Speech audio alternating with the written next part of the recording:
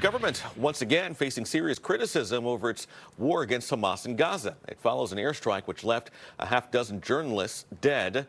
Israel insists one of them was actually a terrorist leader, but those accusations continue to be widely disputed.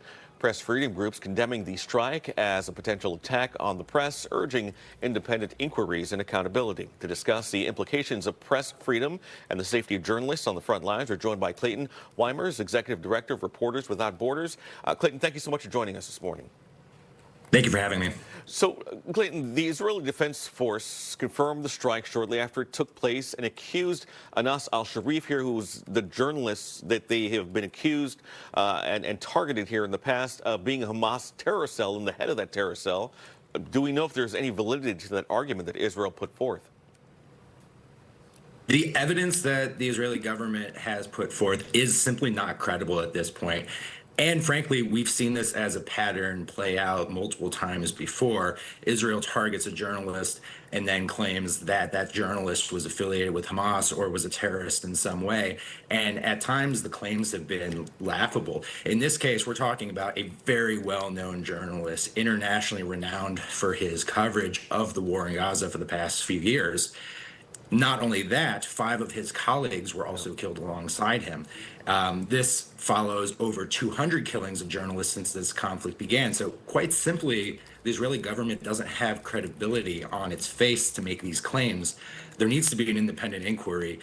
For now, though, we simply can't take the allegations at face value. I want to point out here that this war has killed more journalists than the U.S. Civil War, World War I, World War II, the Korean War, and the Vietnam War, Yugoslavia, in Afghanistan, more than those combined here. So it's pretty stunning that this is taking place here. Now, minutes before the airstrike, al-Sharif posted on X, he said, quote, "If this madness does not end, Gaza will be reduced to ruins, its people's voices silenced, their faces erased. The history will remember you as silent witnesses to a genocide you choose not to stop." Is anything being made of the timing of that post and his death?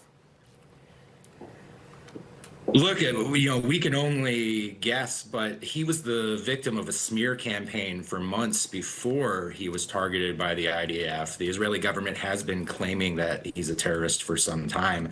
That doesn't necessarily make it true, though. And like I said before, this is a tactic that the Israeli government has used previously. We're very concerned that Israel is targeting the witnesses of this war. You kill the journalists when you don't want the rest of the world to find out what you're doing. And quite consistently since this conflict has started, Israel has been targeting and killing journalists, as you said, on a scale that we've never seen in any other modern conflict. It really is shocking, and we can't accept this as normal. I also want to point out this. Journalists played a significant role in shaping the public perception of the Vietnam War, often challenging the official narrative, revealing the realities of the conflict to the American public. What can be done to protect journalists in war zones going forward here?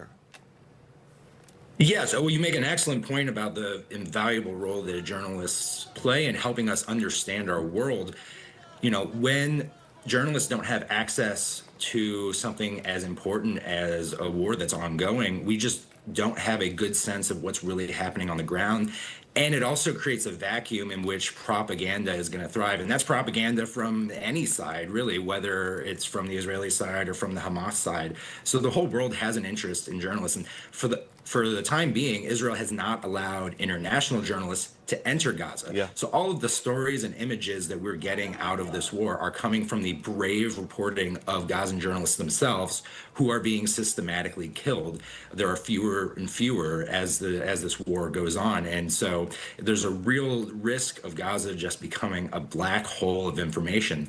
So in addition to no longer targeting journalists, Israel must allow the International Press Corps to go in and make their own independent verifications of some of these claims and to let the rest of the world know what's really happening. Yeah, just so people know, Al Jazeera has freelance journalists that are in Gaza that are reporting for them. Israel, if you're an American journalist or from some other part of the world, Israel just won't give you the permit to enter Gaza to report from there, and that is certainly a problem, especially when you want information that is not controlled by the government to get out. Clayton, thank you so much for joining us. I wish we had more time to talk about this because this, we went over the numbers and it's pretty nuts here. How many journalists have been killed in the area? Clayton Weimers, Executive Director of Reporters Without Borders. Thank you for joining us this morning. We appreciate your time.